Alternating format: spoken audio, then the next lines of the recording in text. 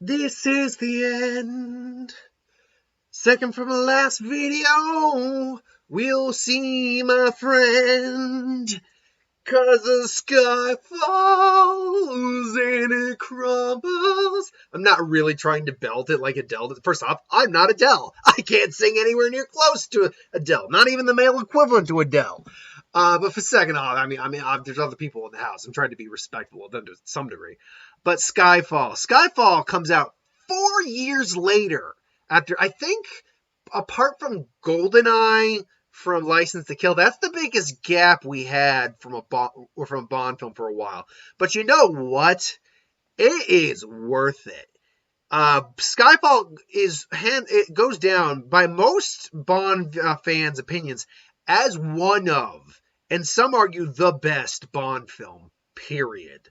And look, the argument is well made because, look, it is fantastic. I mean, directed by Sam Mendes, who would come back to do Spectre, a not as good film, but still, I think, solid film. We see a Bond in a scenario we actually don't see him in. We see what happens to Bond when a mission not only fails, but he is nearly killed. He loses a step. He's no longer like the badass he was. I mean, he's still a badass. He's still cold. He's still dangerous. But like even Ray Fiennes said, well, he's not M until the end of the film. Ray Fiennes, it's no shame in admitting you've lost a step. You think he'll be able to do this and all. He's like, and Bond is not how we should be. Even Silva points out, not bad for a physical wreck. And they point out later on in the No Time to Die trial, like, I'll put a bullet in your knee, the one that still works. Because at this point, once we get from Skyfall into Spectre and now No Time to Die, Bond is no longer like the beast he was in the first two films. He's getting older. He's not as fit as he was, and now he's got so many injuries that it's slowing him down. Not to mention we have. Let's admit this here too. Well, it's nowhere near a carbon copy or ripoff of GoldenEye, where a 00 is the bad guy. There is similarities there where it's an agent who used to be MI6 who is no longer MI6 coming back for revenge, and Silva. Only this time it's not Bond they have a grudge with. It is M herself, which is where kind of the Elektra angle comes in a little bit, which gives M a much bigger, Judi Dench, a much bigger part in the film to play. Which really just gets to give us more Judi Dench. And who doesn't love more Judi Dench? And look, I mean, from the pacing, from the way the story is set up, from the reveals of the characters, that entire monologue with Silva coming in explaining how he had an island, they had a rat problem, you lined up with coconut and they fell into the pit, and pretty soon they got hungry, and then eventually until there's only 2 rats left. But then do you kill them? No, you just put them out, put them back on the branches because they no longer eat coconut. Now they only eat rat. It's like, damn, that's a good bit. Take Bonnet. That's a damn good intro in general, man. And Javier Bardem, I can't recall. Now, give me 1 second. I want to double check this. 2 Oscar nominations. Okay, it won 2 Oscars. I think it was for Best Supporting Actor that Javier Bardem won. The Oscar won. It won Best Achievement in. It won the Oscar for Original Song by Adele and Sound Editing. But it was also nominated for Cinematography, Sound Mixing, and Original Score. So it was nominated for this.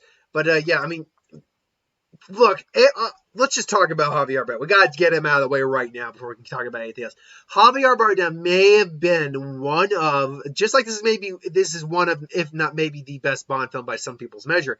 He is one of, if not the best Bond villain by a lot of people's measures. Because when I think back on it, it would actually be very hard for me to determine a Bond villain that is actually better. More iconic? Yes. Like Goldfinger is more iconic. Blofeld is more iconic and arguably better. But, I mean, Silva's got to be in the top 5 minimum. Minimum, he's in the top 5.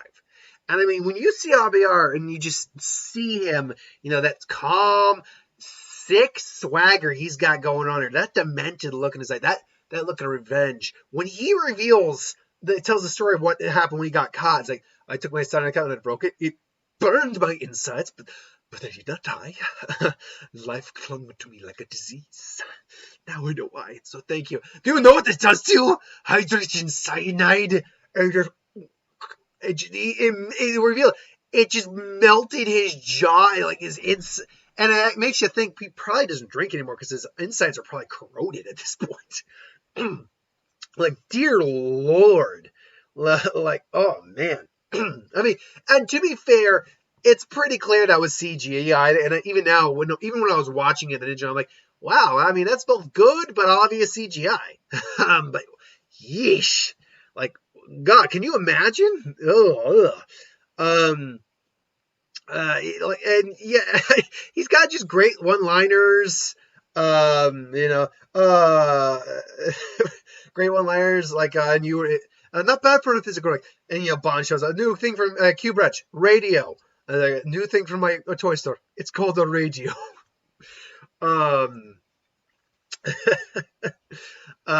He's just sickly charming. He's fantastic.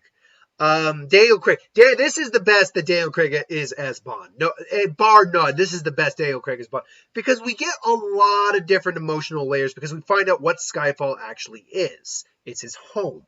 It's where he was born. It's where his parents. Then you see him meet his old game groundskeeper, who I love him. It's like you don't have to get involved with this. Try to stop me, you little shit. he shoots some guys. Welcome to Scotland. It's like, damn it. Just, okay, now don't pull out and just boom. What'd you say you did for a living again? Oh, man. I love that guy. Honestly, he looked a lot like Mark. I think Mark identified a lot with that guy, too. Man. That whole action sequence, the finale of this film is, I mean, there's great action sequences in general in this film. The fight in the casino. I like that the villain interaction with Silva and Bond when they first meet. Is when you see how Silva's interacting with him too, it's like I heard the cinema snob at one point, Brad, actually say, he's like, this is the first time I thought someone was going to actually try to F Bond, like do Bond. It's like, what makes you think this is my first time? Oh, Mr. Bond, like, were you trying to bang Bond? Like that. I mean, don't get me wrong, it's not the first time a villain actually did that, but like the main villain, and seeing as only one main villain's been a woman, it's like, yeah, it came off that way. Like, okay, hey, you do you, man. I'm not judging. Just never saw that before. But yeah, like you get the really good action sequence from the subway to the streets to the courthouse. I think it's Parliament, wasn't it? I couldn't remember exactly. You get the new Q, who I believe it's Ben Whishaw. That's it. And I like the fact he's a much younger Q. I love that interaction when him and Bond first meet too. Excuse me. Where he goes, the truth is I can get more done from my computer in the morning than you could ever do in a year with a gun. Then why do you need me? Because every now and then a trigger needs to be pulled. Hard to figure out when that needs to happen when you're sitting behind a computer. I do like that. Yeah, that's great. Absolutely. But again, it all leads up to the action sequence at Skyfall, where it's kind of Home Alone-ish, but awesome. And I love the fact that he's got the Aston Martin and it actually does have the ejector seat. Like, that's awesome. Just so beautiful. It's like, go on and check me then. See if I can. But more importantly, like when they're blowing up the house and they blow up the car and Bond sees that and he's just like, and then the music kicks on. I was like, oh, you done fucked up now. They just takes out a helicopter on his own, man. Just great. And then that final sequence with Judi Dench and Silva and Bond, and it's like he can't do it. It's like, because in one way, in some weird way, he still cares about this. So it's like, do it, release us, come on, do it. And then gets the knife in the back, and Bond just gives him that line. One rat left. He's just like, you son of. He looks like he's like, it hurts and he knows he's dying and he's just pissed. He's like, you son of a. And then we get the death of M, and it really did feel full circle because we got her in the Pierce Brosnan era, and like it just seemed to fit. Like it seemed like this was like a perfect like out for that version of the character, and we get to see the transit. It's weird because it's kind of like the transition into the Sean Connery Bond from this era because we get the now male M, we get Ray Fiennes' M, who I love Ray Fiennes, and anytime he shows up is great, and he's good in the role. And obviously you get Bond. He's not as quick as he used to be, as good as he used to be, but he's still effective. And it's kind of like going into that era of him when he was like the Sean Connery, Roger Moore Bond, like going into that form of Bond and where he goes from there. So I don't know. It's interesting how that kind of transitions and ends. But ultimately, I mean, Skyfall, and I mean, Adele's song, too. We'll talk about more of this when we eventually do the list of Bond songs. But Adele's song, a Bond song is great when it can get played on the radio. Very few Bond songs actually are ever played on the radio, but still sound like a Bond song. That's why I don't really like Living Daylights, Aha's Living Daylights, or For Your Eyes Only. They don't sound like Bond songs to me. They just sound like pop songs, or slightly 80s rock songs, or 80s soft rock songs. Adele's, though, sounds like a Bond song, but it was played on the radio, too. And just like, let the sky fall, let it crumble. It's so good. So good. I mean, I can think of that I'm probably on my hand the songs I know of, like Bond songs that were played on the radio. I know Live and Let Die was. I know this was. Were any other? Yeah. Did I say Live and Let Die? I'm pretty sure I said Live and Let Die. This was, that was.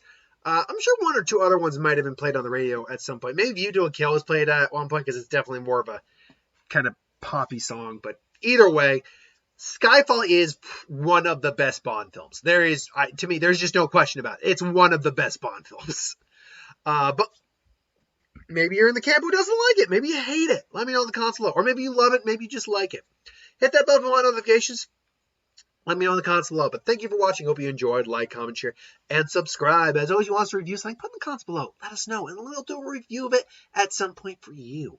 Until then, though, I've got to get a couple more videos done for the day. But luckily, I'm feeling a lot better. You'll notice, by the way, these are all pre-recorded on Tuesday or Monday. You'll notice from the previous video that you probably wouldn't notice, but because they're all recorded on Monday, you'll notice probably from the Casino Royale review, my outfit changed. I took a shower. I was having a headache problem. Like, I just had a headache and it just wasn't quitting. Took a shower. I feel a lot better, so I'm refreshed and I'm ready to finish these things out. So thanks for watching. I'm probably actually going to not pre-record Spectre now, just because I got other videos to do and save me some time. I'll probably re-record that later on. Until then, have a good one, folks. See you next time.